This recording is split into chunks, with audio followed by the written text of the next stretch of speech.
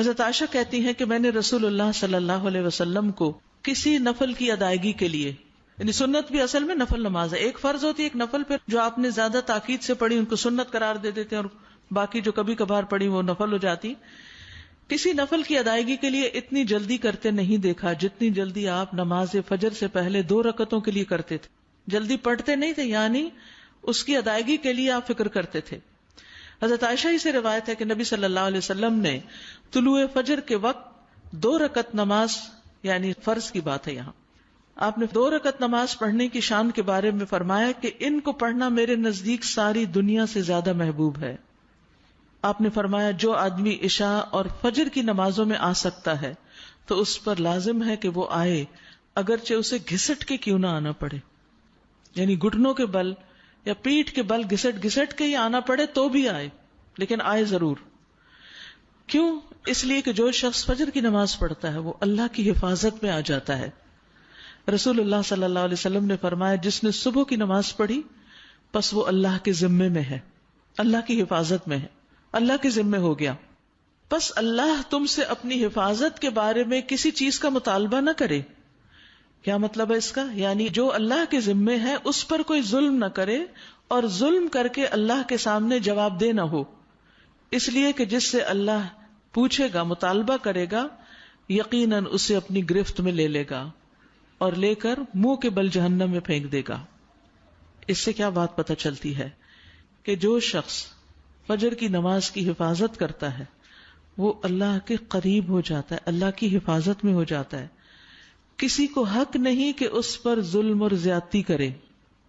جو اس شخص پر زیادتی کرے گا جو فجر پڑھتا ہے تو وہ دراصل اس ذمے میں خیانت کر رہا ہے جس کو اللہ نے اپنے ذمے لیا ہے، اور پھر قیامت کے دن اللہ تعالیٰ ایسے شخص کو پکڑے گا.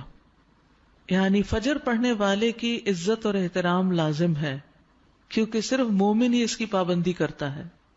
بہت سے لوگوں کے لیے فجر کی نماز بڑی بھاری ہوتی ہے، وہ ایک خاص وقت سے پہلے نہیں اٹھتے. کچھ لوگوں کی اکثر ہی قضا ہو جاتی ہے، وہ چونکہ دیر سے سوتے ہیں تو صبح اٹھ نہیں پاتے، تو ان کی حفاظت اللہ کے ذمے پہ نہیں ہے.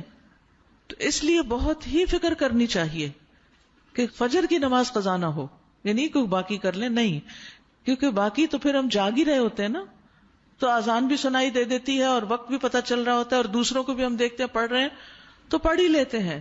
لیکن فجر کی چونکہ ایک ذمہ داری ہوتی ہے اٹھنے کی بھی، اور پھر وقت پر اٹھنے کی، اور پھر مسجد میں جانے کی، تو اس لحاظ سے اس کی حفاظت بہت ضروری ہے.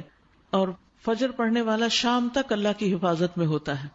اس میں ایک واقعہ بھی آتا ہے احادیث کی کتابوں میں. اعمش کہتے ہیں کہ سالم بن عبداللہ بن عمر، ابن عمر کے کیا لگے؟ بیٹے، اور حضرت عمر کے پوتے، یہ حجاج کے پاس بیٹھے ہوئے تھے. حجاج کے بارے میں سب جانتے ہیں کہ بہت ظلم کرتا تھا. تو حجاج نے ان سے کہا اٹھو اور فلاں آدمی کی گردن مار دو. تو سالم نے تلوار اٹھا لی کیونکہ اس کا حکم تھا مارنے کا، اور اس آدمی کو پکڑا اور محل کے دروازے کی طرف چل پڑا. تو ان کے والد ابن عمر نے ان کو دیکھ لیا جب وہ اس آدمی کو باہر لے کے جا رہے تھے. تو انہوں نے کہا کہ کیا یہ واقعی ایسا کرنے جا رہا ہے؟ انہوں نے 2-3 بار یہ بات دہرائی. پھر باہر لا کر سالم نے اس سے پوچھا کیا تم نے فجر کی نماز پڑھی ہے؟ یعنی جس کو مارنے کا حکم تھا، کہا تم نے فجر کی نماز پڑھی ہے؟ اس نے کہا ہاں. سالم نے کہا پھر تم جس راستے سے جانا چاہتے ہو چلے جاؤ، اور وہ واپس آئے اور تلوار پھینک دی. حجاج نے ان سے پوچھا کیا تم نے اس کی گردن اڑا دی؟ انہوں نے جواب دیا نہیں. حجاج نے پوچھا کیوں؟ سالم نے جواب دیا میں نے اپنے والد کو یہ کہتے ہوئے سنا ہے کہ رسول اللہ صلی اللہ علیہ وسلم نے فرمایا جس نے فجر کی نماز ادا کی وہ اللہ کی حفاظت میں ہے یہاں تک کہ شام ہو جائے. تو ان کے والد نے ان سے کہا کہ سمجھدار رہو، میں نے تمہارا نام اسی لیے سالم رکھا کہ تم سلامت رہو، یعنی اللہ کے ذمے کے اندر خیانت نہ کرو. تو بہرحال اس سے یہ پتہ چلتا ہے کہ انسان سے بڑے بڑے حادثے، بڑی بڑی مصیبتیں ٹل جاتی ہیں جب وہ فجر کی نماز کی حفاظت کرتا ہے. اب تو الحمدللہ ہر شخص کے موبائل پر الارم ہوتا ہے اور موبائل ہر شخص کے سرہانے ہوتا ہے، تو کوئی بھی یہ نہیں کہہ سکتا کہ میں صبح نہیں اٹھ پایا. 1 نہیں 2 3 الارم لگا لیں، 5 منٹ کے وقفے پہ رکھ لیں اس کو، کیونکہ جو شخص یہ 2 نمازیں پڑھے گا، بخاری میں آتا ہے، وہ جنت میں داخل ہوگا. ایک اور روایت میں آتا ہے وہ آدمی ہرگز دوزخ میں نہیں جائے گا جس نے سورج نکلنے سے پہلے اور سورج کے غروب ہونے سے پہلے نماز پڑھی، یعنی فجر اور عصر کی. اور پھر آپ نے فرمایا ان نمازوں میں سستی نہ کرو اگر تم اللہ کا دیدار کرنا چاہتے ہو، اس طرح کہ جیسے تم 14ویں کے چاند کو دیکھتے ہو اور تمہیں کوئی دھکم پیل کا بھی واسطہ نہیں پڑے گا. یعنی جو ان نمازوں کی حفاظت کرتا ہے وہ اللہ کے دیدار کے قابل ہوگا. اور پھر بعض اوقات لوگ رات قیام کرتے رہتے ہیں، آخر حصے میں سو کے فجر قضا کر دیتے ہیں. کیا ہے تہجد کے لیے اٹھے تھے وہ آنکھ نہیں پھر کلی فجر کے لیے. تو یہ نہیں ہونا چاہیے. عمر رضی اللہ عنہ کہتے ہیں میں صبح کی نماز با جماعت پڑھوں یہ مجھے اس سے زیادہ محبوب ہے کہ میں ساری رات قیام کروں. ساری رات کے نوافل سے زیادہ محبوب ہے کہ فجر کی نماز جماعت کے ساتھ. ہاں منافق پر فجر کی نماز بھاری ہوتی ہے، تو منافقت سے نکلنے کے لیے، نفاق سے نکلنے کے لیے اس نماز کی پابندی ضروری ہے. ابی بن کعب کہتے ہیں ایک روز رسول اللہ صلی اللہ علیہ وسلم نے ہمیں صبح کی نماز پڑھائی. اس کے بعد فرمایا کیا فلاں حاضر ہے؟ لوگوں نے کہا نہیں. آپ نے پوچھا کیا فلاں آیا ہے؟ لوگوں نے کہا نہیں. آپ نے فرمایا بلا شبہ یہ دو نمازیں منافقوں پر سب سے بھاری ہیں، سب نمازوں سے زیادہ بھاری، یعنی فجر اور عشاء.